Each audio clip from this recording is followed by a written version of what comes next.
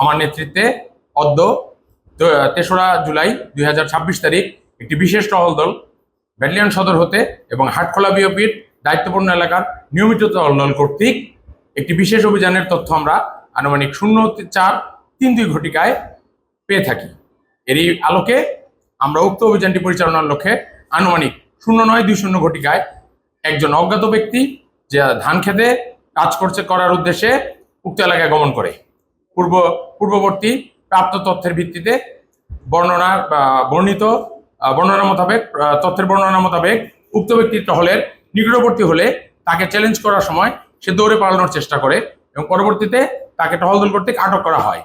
টহলদল কর্তৃক জিজ্ঞাসাবাদে আটককৃত ব্যক্তি অধিকতর জিজ্ঞাসাবাদ ও তল্লাশির মাধ্যমে এক পর্যায়ে স্বর্ণের বার বহনের বিষয়টি স্বীকার করে এবং ধান ক্ষেতের কাদার মধ্যে লুকায়িত অবস্থায় পলিথিন দ্বারা মোড়ানো 10টি স্বর্ণের বার উক্ত টহলদল কর্তৃক উদ্ধার করা হয়।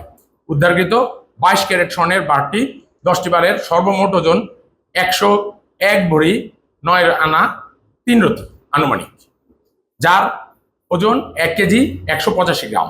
এছাড়াও আটককৃত ব্যক্তির নিকট হতে একটি ভিভো অ্যান্ড্রয়েড ফোন, একটি গ্রামীণ ও একটি বাংলা লিঙ্ক সিম এবং সর্বমোট 2টি সিম উদ্ধার করা হয়।